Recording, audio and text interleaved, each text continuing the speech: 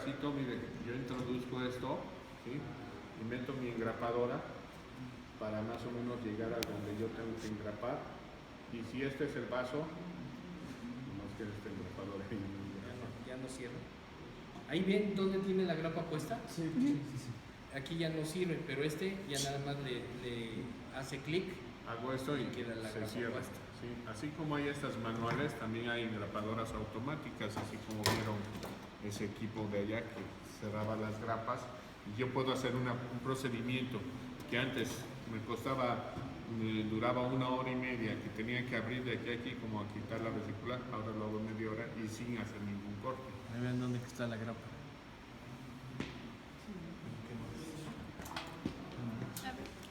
Entonces todo este instrumental al final de cuentas tiene que ver mucho con el material de cirugía general, es lo mismo, ¿sí?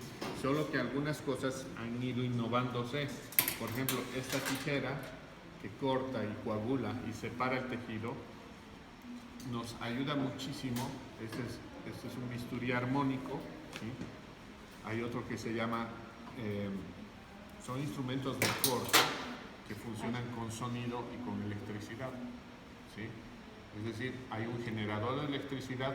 Aquí cuando llegue el tejido va a cortar y va a coagular y va a poder separarse. Es decir, que si hay un vaso muy grande voy a poder usar esto. La desventaja que si no usamos bien y aquí al lado hay un intestino, puedo también por la onda expansiva del calor quemar y producir una perforación en esto. Entonces tengo que saber muy bien usar estos equipos y saber exactamente para qué sirven, ¿sí? Todos estos instrumentos son los de cirugía laparoscópica, ¿sí? Que al igual que los otros han tenido bastante funcionamiento. Si ustedes ven estos tejidos y si tocan los dientes, no son lesivos, ¿sí? Porque esto se ha tratado de hacer pensando en lo que me puede hacer a mí. Entonces si tú haces esto, vas a ver que no duele, ni te va con cierta, obviamente, sutileza. Entonces tienen que pensar, porque los órganos internos son muy suaves, ¿sí? No son tejidos como un hueso.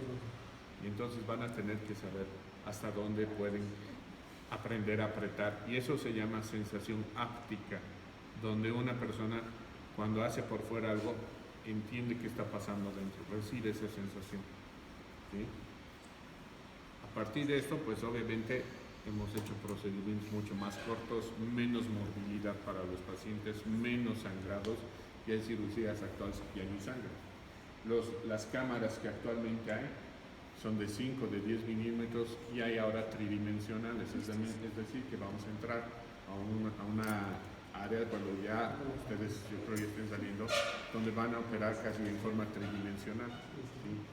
Lo que hacemos nosotros es que estas pinzas actualmente también ha entrado en una fase de que estas articulaciones se puedan mover, y eso se llama grados de articulación, ¿sí?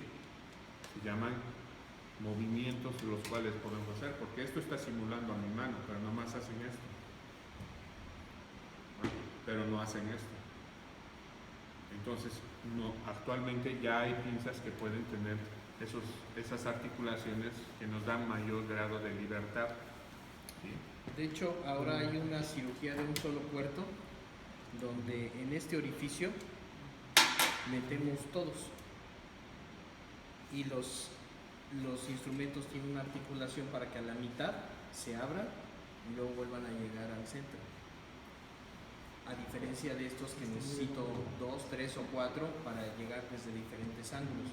Y esto finalmente esta es una caja simulador donde le puedo poner diferentes cosas para que el alumno aprenda a poner tubitos, rondanas, ligas.